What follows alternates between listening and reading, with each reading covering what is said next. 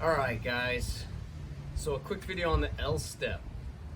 So I remember when the L step was a really popular thing on YouTube, when YouTube was starting to get really big and boxing channels were really starting to blow up. I remember everybody was doing videos on the L step and showing breakdowns of the L step and footage of the L step, and everybody, it was a big topic for a little while.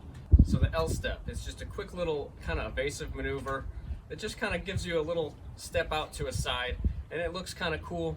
But the thing is, I don't think a lot of people do it on purpose. This is just kind of a consequence of turning your hips and stepping in the direction you want to go. That's kind of the concept here.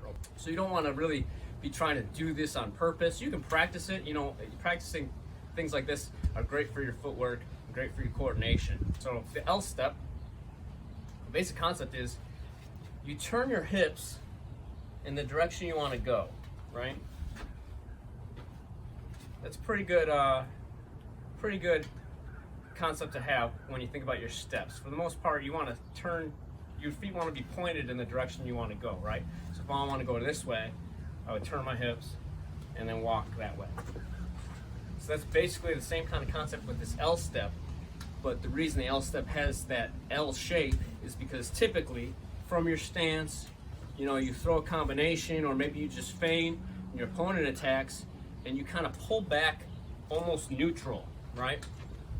So you see a lot of guys, Muhammad Ali, Willie Pep, Guillermo Rigondeaux, you know, after they do their work or whatever, or maybe just to throw your opponent off, you're from your stance and then you pull back neutral, right?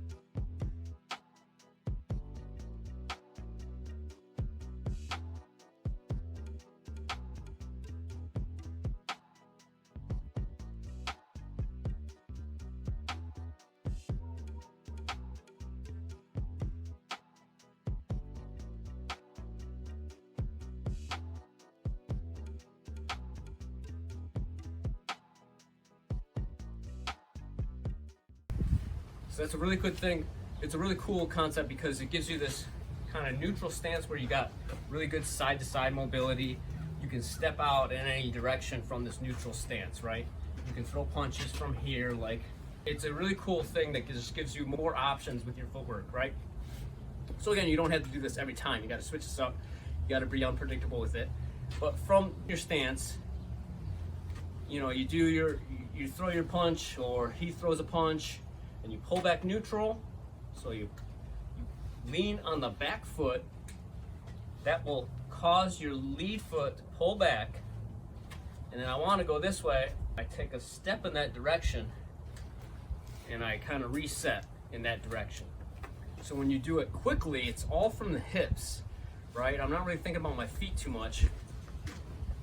I'm just turning my hips. I'm pulling my weight, turning my hips. And that kind of just happens naturally because I'm moving my weight in this direction. And like I was saying earlier, your feet turn in the direction you want to go, and your feet know what to do. They kind of catch you, and you end up just kind of taking a couple steps to regain your balance, and then you reset your stance, and it ends up carving this kind of L shape, right? So, like everything, you want to practice this from both stances, orthodox and southpaw. So from southpaw, I'm here, I lean on my back foot, which is now my left foot. I use that momentum to pull my lead foot back almost neutral, and then I want to step out in this direction. my foot's already almost pointing that way, I just take a little step and reset back into my stance, okay?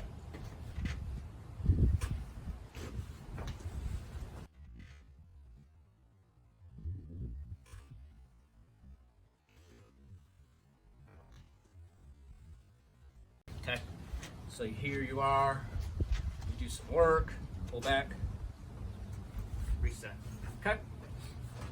So that's just a quick video on the L step. It looks cool, it has its uses. Again, practice it, and then, you know, let it happen naturally. I don't recommend trying to do this just to look cool. You know, you never want to do something just to look cool. But, you know, it's great for your footwork. It's another kind of coordination thing that's just good overall for your hips and your steps, right? Helps you learn how to step with the weight shift, right?